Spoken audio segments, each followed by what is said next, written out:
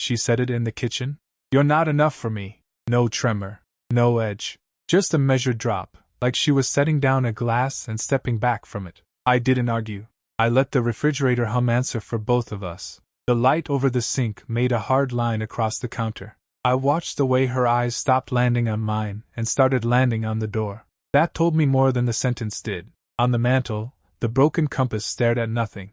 The glass was cracked from a fall last winter. The needle hung crooked, stuck between north and east. I picked it up, turned it. The needle refused to commit. I set it down facing the hallway. She waited for an explanation she could use later. I gave her none. Words are a currency. I stopped spending. When she moved past me, I kept my hands flat on the counter. She knew I noticed. I cleaned the pan we weren't going to use. The water ran hot, then hotter. She paused near the doorway to say something else, then decided against it. Silence did the job better. I let it sit. We ate separately. She stood with the fridge open, chewing, scrolling, not looking. I took my plate to the porch. The night was uninteresting and honest. I finished, rinsed my plate, left it upside down to dry. She pretended the clatter didn't exist. In bed I gave her space. Not out of kindness, out of information. Distance measures more than anger ever will. She lay on her side, bone lighting her face, then went dark. I stared at the ceiling until the numbers on the alarm lost meaning. No speeches. No pledges. Just a red clock and a room with too much air in it. Morning, I made coffee and kept the scoop silent against the tin. She came in dressed before breakfast, hair already set for a day she wanted me nowhere inside. Busy, she said. She didn't ask about my day. I didn't offer it. I moved the compass to the kitchen shelf where she leaves her keys. The crack caught the light. The needle still refused. I turned it twice and watched it fail twice. Some truths don't need questions. She brushed past, saw it, didn't touch it. Why is that out? She asked, but it wasn't a question.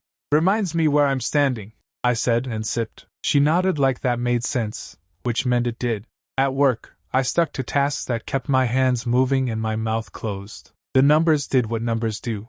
They never pretend. At noon, she sent a calendar invite for a dinner next week. No note. No smile in the line breaks. I accepted. Then I forgot about it. Days settled into a sequence of deliberate omissions. She started speaking in summaries.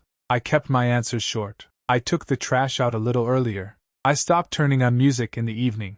The room learned to hold quiet without asking why. When she left, I watched how she checked her reflection more than she checked the lock. When she returned, I watched the way she placed her bag on the chair, not the hook I installed for it. New habits arrived before new stories. I didn't chase them. I wrote them down without ink. The compass stayed where she could see it, and where I had to. Sometimes I tapped the glass with a fingernail. The needle flirted with north, then settled back into doubt. I wasn't surprised. Toys don't fix maps. I left it cracked. On Thursday I tried to pry the back open with a pocket knife. A thin screw rolled across the table and disappeared under the fruit bowl. The case bent. The needle held its protest. I pressed the back into place with my thumb and walked away. I'd given it its chance. I adjusted my schedule without announcements. Earlier mornings, later walks, fewer questions. It wasn't a strategy. It was a correction. She could keep the noise. I would keep the record. I watched. I noted. I moved on. By the weekend, her statement had stopped echoing. It sat. That was enough. I didn't pick it up to examine the shape or the intent. I didn't call a friend to translate it for me. I didn't bargain with a sentence that had answered itself on the way out of her mouth. When she tried to light a small fire with a casual, "We should talk," I checked the oven timer and said, "After." The timer never rang. Neither did the talk. I went to the garage and tightened a loose hinge. Metal told the truth with a click. It stayed where I set it. The compass watched me come back in. I walked past it. I didn't turn it. I already knew which way I wouldn't go. Weeks didn't stretch. They stacked. Clean, square, silent. She started taking a small duffel after 9. "Jim's quieter late," she said once, eyes already past me. I didn't answer. I checked the clock when the door clicked. 9:42 out. 11:57 in. Water on. Hair dryer. Phone face down on the counter. The notification light working harder than the conversation. The compass on the mantel leaned a degree off center. I left it that way. It matched the house. Work shifted for her too. "New project," she said, bringing the laptop to the couch and tethering herself to it like it could explain her. Meetings appeared after dinner. A smile for the screen. No calendar invite for the table. I sat across with a notebook and a pen I didn't use. The pen wasn't for her. I started setting small tripwires. The porch light stayed off. She didn't fumble for the switch. The deadbolt got turned all the way. The towel folded different in the morning. People talk without sound if you let them. I checked the joint account before coffee. Rides at 10:11 and 11:29 on nights she said she drove. A 24-hour gym day passed twice in 1 week when her membership already covered it. Cash pulled from an ATM near a co-work space she never mentioned. None of it was large. Change leaks. Buckets still empty that way. I didn't confront. I turned on alerts. I exported statements to a folder with the month in the title. I marked the outliers in gray. Gray is easier to look at than red. She didn't know that yet. She started coming home with different energy, like a story she was practicing. Clothes straightened before the door, voice pitched lighter, questions that didn't wait for answers. I answered anyway, flat. Leftovers are in the fridge. Mail's on the table. She didn't ask for more than that, and I didn't offer more than that. She knew I had stopped filling the gaps for her. At work, I shifted my own lines. I packed lunch. I moved a small transfer to savings first thing Friday instead of Sunday. New memo from payroll about direct deposit options. I left mine as is. I printed it. Staples make a satisfying sound when they bite cleanly. One night she said the gym was closing early for maintenance. She came back later. Wet hair. No gym bag. She placed her keys on the counter and stared at the compass like it might instruct me to speak. It didn't. Neither did I. Silence does what speeches try to do, without the waste. She laughed at something on her phone in the hallway. It was the kind of laugh meant to be overheard. I wiped the counter and gave her my back. The disuse of my attention said more than a question would have. She adjusted in place, then moved on. On Saturday, I tested the story she handed me. I set my alarm for when she usually left and sat in the dark with the window cracked. No car door. No goodbye. Minutes later, a ride stopped at the curb. She took the back seat and angled away from the house. I watched the taillights shrink, closed the window, and went back to the table. I didn't write anything down. I didn't need to. The compass caught a slant of morning sun and threw it back in a broken line. I placed an envelope under it. Receipts, dates, small truths that didn't require belief. I pushed the stack flush and let it sit. Direction wasn't the problem. Access was. I started cooking for one and loved the efficiency. Portions got neater. Dishes dried faster. I stopped checking the time when she was due. The dog didn't need a walk because there was no dog. The house stayed quiet and honest. She noticed the changes she could see. Labels on the pantry. A new folder on the desk. The way my phone didn't face up anymore. She looked for the old cues and found them missing. She knew I saw. I saw her knowing. I didn't ask where north was. I adjusted the map. Afternoons got narrow. Sound carried. She took a call in the hallway with her friend and kept her voice bright. I let the tap run and rinsed a glass that was already clean. Laughter came in small bursts, the kind people use when they're careful. I didn't move closer. I didn't move away. Thursday works, she said, then softer. No, he won't. A pause. More laughter. I set the glass down without a click. She ended the call and stayed where she was, phone against her palm, like she expected a question to arrive on its own. It didn't. The compass sat on the mantel. The cracked face reflected the window light in a dull smear. I turned it a few degrees with one finger and left it askew. Direction wasn't what she was losing. Alignment was. The next days, the calls shifted locations. The car in the driveway with the doors shut. The laundry room with the fan on. Earbuds, even at home.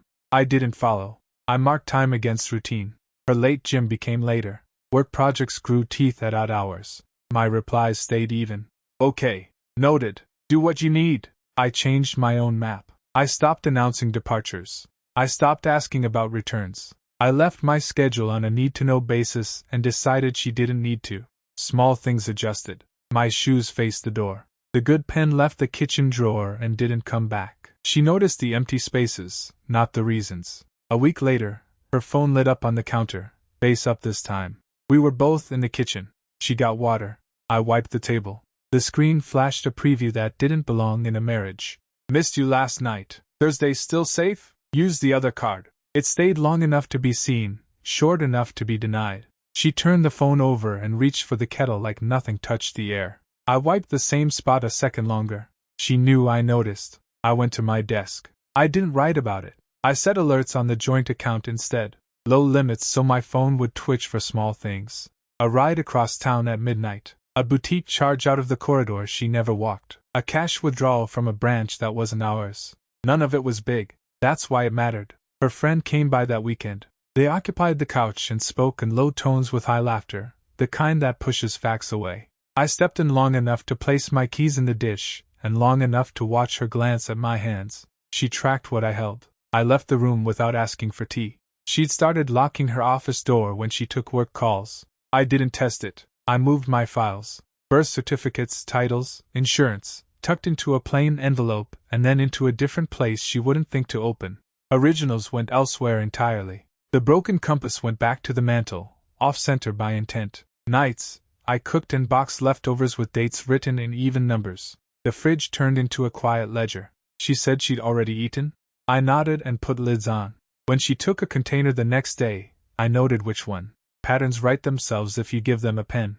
The alerts kept coming, not loud, just steady. A payment app with a new username. 2 deliveries signed for at an address that wasn't ours. I didn't call the numbers. I saved the notifications. Screenshots sat in a folder with a plain name. Boring names keep attention away. I passed her in the hall and she smiled with her mouth only. "You're quiet," she said. "I'm working," I said. Both statements were true in their own ways. She waited for me to meet her in the middle. I let the space stay where she built it. Something in her posture grew rehearsed. Keys in hand, bag on shoulder, a breath held like an answer ready. I opened the front door for her without being asked. She watched my face when she stepped out, looking for injury and finding a wall. People read walls as anger. It's just structure. That night, I heard her in the spare room whispering into the phone. "No, it's fine. He's busy. It's easier now." Easier is a word with edges. I put the kettle on, then took it off before it boiled. Steam tells people they're not alone. I preferred the quiet. I wrote dates and times on a card and slid it into my wallet. 3 lines. Thursday, 7:12 p.m. Friday, 11:08 p.m. Sunday, 3:41 p.m. No notes, no names. Just marks. Facts carry their own weight when you don't pad them. I didn't confront. I curated. Evidence has better manners than accusations. The card in my wallet stayed thin. 3 lines were enough for now. I added one more without ceremony. Monday, 9:26 p.m. Light in the spare room, screen glow under the door. Voice low, steady. I didn't stand outside and listen. I filled a glass, set it on the counter, and left it there untouched. She suggested dinner with her friend later that week. Neutral ground. I said yes and booked the table myself. I prefer seats with a wall behind me. People read that as paranoia. It's just placement. Before we left, I looked at the broken compass on the mantel. The needle sagged, tar-black line frozen halfway to nowhere. It didn't promise direction. It presented a fact. I slipped it into my coat pocket and closed the door softly behind us. The restaurant was loud enough to hide the wrong kind of pause. I ordered water. She ordered wine and smiled too quickly at the server. Her friend arrived late, with apologies that didn't aim at anyone. Phone face down. Notifications leaking through anyway. I watched hands, not eyes. Hands show conviction. Eyes sell it. They talked about work. They dressed it up with travel and deadlines. The friend said a name like it wasn't a name. Familiar. From before we moved. She caught herself mid-syllable and took a drink too fast. A drop on the rim. She didn't wipe it. Small things tell you who's paying attention. Old times, her friend said like it should be harmless. My wife's fingers tightened on the stem, then loosened. She didn't look at me. She didn't need to. She knew I noticed. I didn't rescue the moment. I let the air do its work. Silence reveals weight distribution. The server returned, and I asked for the check. I didn't ask questions. I tipped well and stood without rushing them. Outside, wind cut down the street and cleaned the noise off us. Her friend hugged her, then half-turned to me and offered a quick, guilty smile. "We should do this again," she said. She didn't meet my eyes on the again. I nodded. Agreements don't cost anything when you don't intend to spend them. At home I hung the coat, set the compass on the desk, and opened the laptop. Joint account first. 3 cash withdrawals in odd amounts. One at noon on a day she said she worked through lunch. One near a gym across town. Another near a storage facility I didn't know yet. A new membership fee to a co-working space she had never mentioned. Small, careful sums. Not careless. Calculated. Credit card reflected a boutique I wouldn't step into on a bet. 2 charges a week apart. Not gifts. Replacements. A digital signature app trial popped up on the statement. Cancelled the day after billing. People don't test tools they don't intend to use. I screenshotted everything. Folder names stayed plain. A, B, C. I printed nothing. Paper asks to be found. I set alerts on the accounts for anything over a number I chose because it meant nothing to her. I moved my direct deposit to a separate bank before midnight. No announcements. A simple form. A new routing number. The kind of shift no one notices until the balance stops nodding along. She came into the office doorway and leaned there like she lived in thresholds. "Long night?" she said, casual, eyes quick on the screen and off again. I clicked the tab with the weather. "Forecast," I said. Just that. She waited for the rest. I didn't supply it. I closed the laptop, set the compass on top like a paperweight that could hold a season down, and brushed past her shoulder on the way to the kitchen. The contact was deliberate and light, a metronome tick. She moved to the couch and turned on a show she wasn't watching. Her phone vibrated face down by her knee. She didn't pick it up. That was the tell. People only ignore what matters when they want you to see the effort. I rinsed the untouched glass from earlier and left it upside down on the rack. In the quiet I could hear the needle in the compass scrape when I turned it with my thumb. It complained without moving. Honest in its way. The friend's slip had a direction and a name attached to it. Not a stranger. Someone from her earlier map. I drew a straight line from that to the late nights and the careful spending. The line held. I didn't wake her that night with questions. I set my alarm for an hour earlier than usual and slept fine enough. Morning has a way of testing resolve the way evening flatters it. Before leaving for work, I took the compass with me. The mantle looked better without it. Fewer promises on display. I locked the door and watched the deadbolt seat. People think walls are for keeping things out. Sometimes they keep the right things in. I wasn't chasing clarity anymore. I was inventorying it. North wouldn't be negotiated. By noon the friend called. Not the gossiping kind. The one who waits until facts settle. He asked if I could step out. I did. We stood under the overhang behind the building. Rain without conviction. He watched the street, not me. People had noticed, he said. The late entries. The new laughs. The way she introduced gaps as if they'd always been there. He didn't say it cruelly. He was giving me a map. I listened and kept my hands in my coat. The compass pressed the bone of my wrist. He saw that I wasn't surprised. He knew I'd already started counting. I asked one question. Who else knew? He named no one. He didn't have to. The list was implied by how careful he was being. He told me I hadn't misread. He also told me nothing would be said on my behalf. People like to be near the edge without deciding which side to stand on. I thanked him. I didn't promise to keep him out of it. I didn't need to. Back at my desk, I called her. She declined. I called again. She texted, in a meeting. I wrote one line, we should talk. She sent back a paragraph shaped like smoke. I was overreacting. I was imagining patterns. It was unfair to make her feel watched. I put the phone face down and finished my coffee. Some truths don't need witnesses. They need paper. I pulled up statements, sorted by amount then by time. The recurring ride shares that didn't align with her schedule. The storage unit in a part of town we never used. Cash withdrawals timed before weekends. Transfers smaller than alarms but larger than accidents. The joint card funded a few, professional development, charges routed through a co-working space she hadn't mentioned. I started a folder. I printed what mattered. The home printer chewed and sighed like a bored animal. I let it. I set alerts. Changed a few passwords she shouldn't have had anymore, but did. Froze one line of credit I'd opened years ago and forgotten. Requested copies of anything with my name signed on it, digitally or otherwise. The bank rep asked if everything was okay. I said it was routine. He believed me the way people believe umbrellas mean it won't rain. At 3, she sent a photo from the office. Some team thing with paper hats. The caption was light. The subtext expected me to play along. I didn't reply. Not a question mark. Not a dot. Silence is a door when you hold it steady. The friend texted once more. You didn't hear it from me. I left it unread. He knew I got it. He also knew I wasn't going to trade versions. The fewer parallel stories, the cleaner the exit. I drove home, parked on the street, left the engine off a moment, and listened to the neighborhood. I took the compass from my pocket. The glass had a hairline split running north to southeast. It didn't change the pull. I set it on the kitchen table and opened a legal pad. Dates on the left, events on the right. No commentary. Late nights, password change. Missed anniversary dinner. Cash withdrawal, 7:42 p.m. rideshare charge 2 minutes later, opposite direction of the gym. Friends call today. Her texts. I drew a line through the middle. It held. At 6 I sent one more line, home at 8. Talk then. She answered fast, don't wait up. Training late. New program.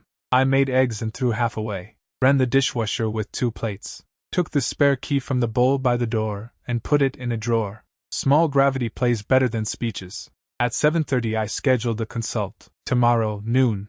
Bring documentation, the assistant said. I said I would. Put a reminder on my phone and mark the calendar private. I printed the last 2 years of taxes. The silence of a house at dinner time has a particular weight. It makes paper sound louder. She didn't come home by 9. I didn't ask where she was. I moved our emergency cash into a separate envelope and placed it with my passport. Then I stopped. Not out of doubt, but because over-preparing looks like panic if you forget your face. I wasn't panicking. I was aligning things I should have aligned months ago. At 10, she sent a heart and a good night. No period. I didn't answer. I turned off the lamp and watched the ceiling for a minute. Then I slept. In the morning, if she asked what changed, I'd tell her nothing did. I simply started acting like my name matters. She came into the kitchen early, already dressed for the gym. Smooth voice. Casual questions. Plans for the weekend that assumed I'd nod along. I poured coffee, slid one mug her way, and watched the steam. When she tried to touch my arm, I picked up the mail instead. She noticed. She kept talking anyway. I left before she did. No goodbye. At the door, I took the broken compass from the mantel and slipped it into my pocket. Cold brass. Stubborn needle. It didn't point anywhere, but it reminded me where I stood. Near noon, a number I didn't know asked to meet for 5 minutes outside her building.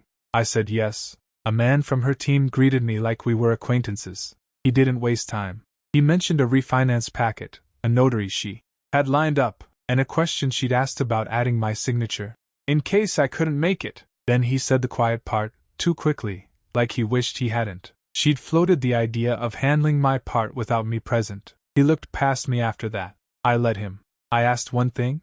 Which title company? He told me. I thanked him and left. No judgment. No rescue. People show you enough when you don't crowd them. Back in my car, I wrote down the date, time, and his exact phrasing. I took a photo of the building for the file. Then I called the title company, asked for their fraud desk, and placed a written instruction. No transactions under my name without in-person appearance, government ID, and a recorded notary. I emailed them a scan of my driver's license. I asked for confirmation in writing. It arrived 3 minutes later. I froze my credit across the 3 bureaus. PIN numbers saved to a fresh note, backed up twice. I set alerts on the joint accounts for withdrawals over 50. I turned off overdraft. I moved my direct deposit to a separate bank, the small one with the person who answers the phone. I didn't announce anything. I just redirected what was mine. An email from our card company blinked on cue, a declined attempt at a cash advance from a kiosk near her gym. I smiled without showing teeth and locked the card. New numbers. Digital wallet removed. The app asked if I wanted to notify the other cardholder. I didn't. At lunch, I booked a safe deposit box and used it before the end of the hour. Birth certificate, copies of titles, the old insurance binder, the passport I'd already set aside. I added a flash drive with photos of statements and the running timeline. 1 copy stayed in the box. 1 went to cloud storage under a new account. If she tried to rewrite the paper trail, she'd find the paper moved. A friend sent me a lawyer's contact. Discreet, practical. We spoke for 10 minutes. I didn't tell a story.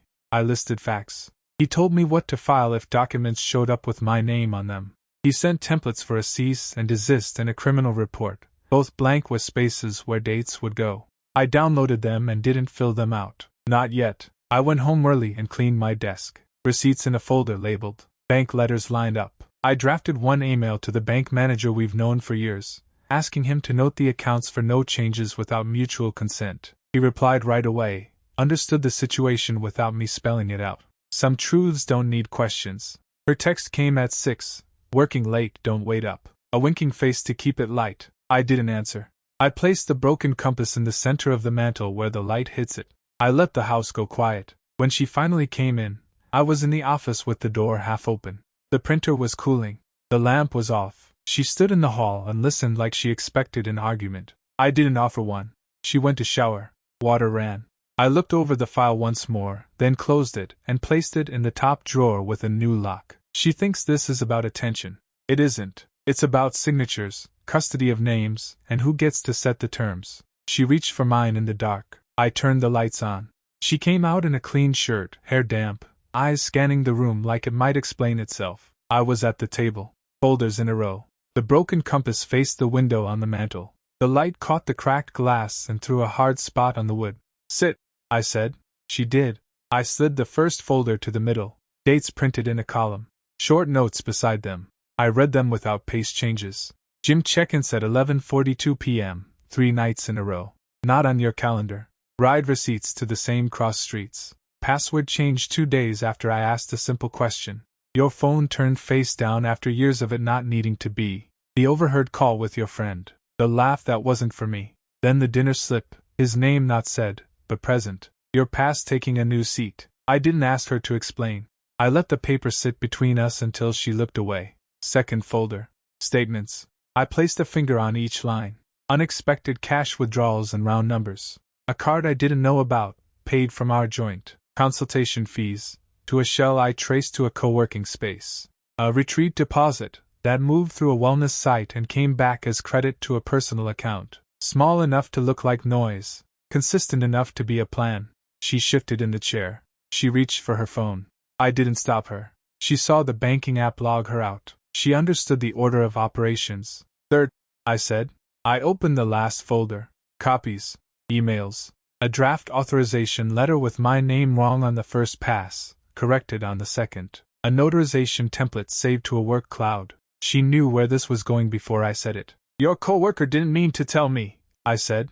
He did. You asked for my signature to look like this. I tapped the printout. It doesn't. Silence stayed between us. She kept her mouth flat, then lost it for a second and put her hand over it. The room stayed still. I've already acted, I said. Calm even. Fraud alerts on all accounts. My payroll is moved. Joint cards frozen. Credit locked. Notary and bank have specimen signatures and a letter on file. Any attempt to move assets under my name triggers a call to me and the attorney. You won't be able to be me, not even for 10 minutes. She blinked hard. Why? I raised a hand. Not to stop her. To show sequence. I'm not here for the why. I'm here for the order. The broken compass threw a small glare across the folder. She tracked it instead of meeting my eyes. She knew I noticed. Here's what happens next, I said. You'll get an email tonight. Terms. Inventory of accounts. Temporary arrangements. You'll respond in writing. No more hallway talks. No more late-night negotiations. Everything documented. Her calm slipped. It wasn't loud, just thinner. We can fix. I didn't argue. I let the silence sit. You told me I wasn't enough, I said finally. I heard you. I adjusted. She reached again, this time for the top page. I placed my finger on it and didn't move. Do not touch what carries my name, I said.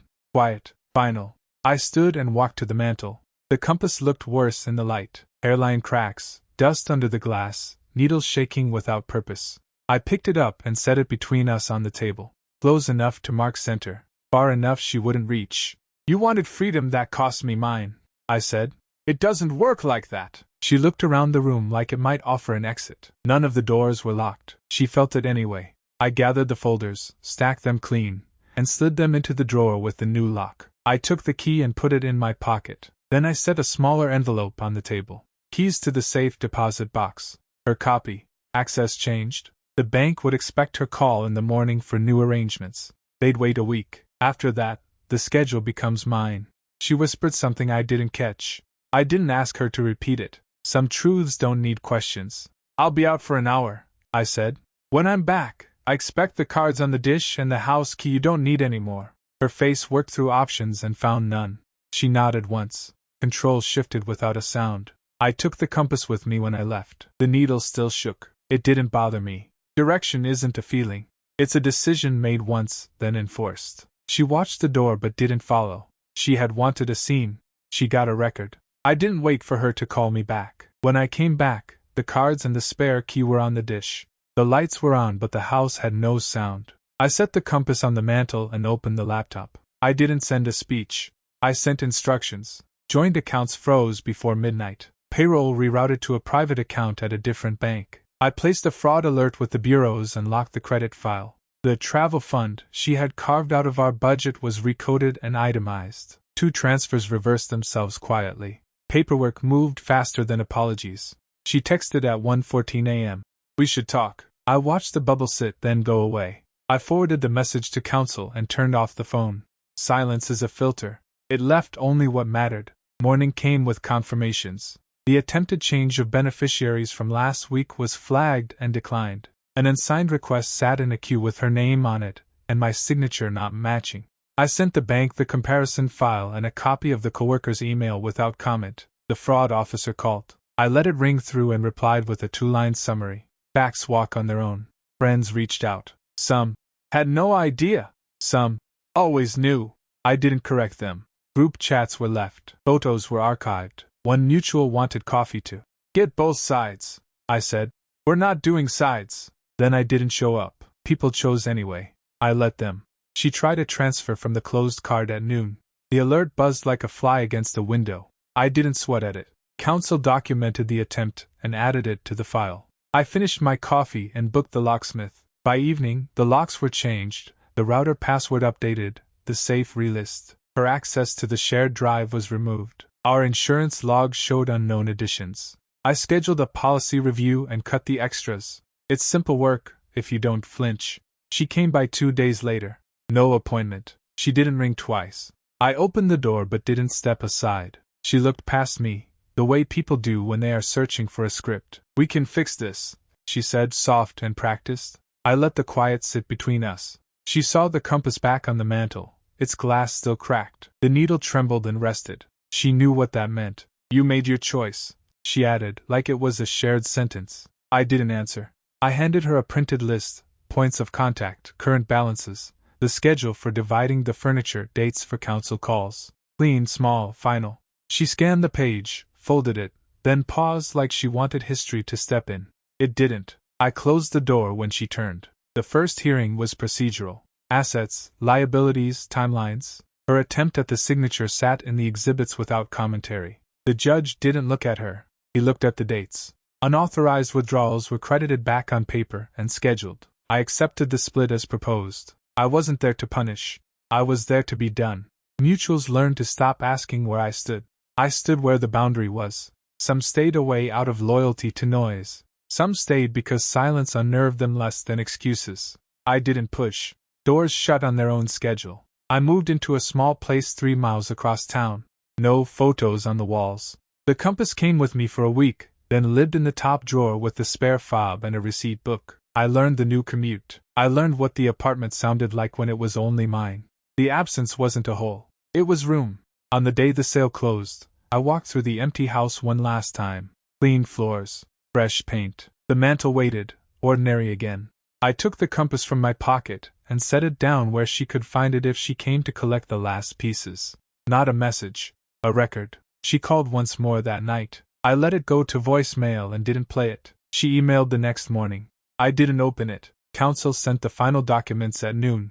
I signed, scanned, and sent. Then I wiped the home Wi-Fi from my phone and deleted the address from my maps. I didn't forward a new number. I didn't leave a note. I didn't explain my exit to anyone who wanted a story. She had said I wasn't enough. She got to learn what none looks like.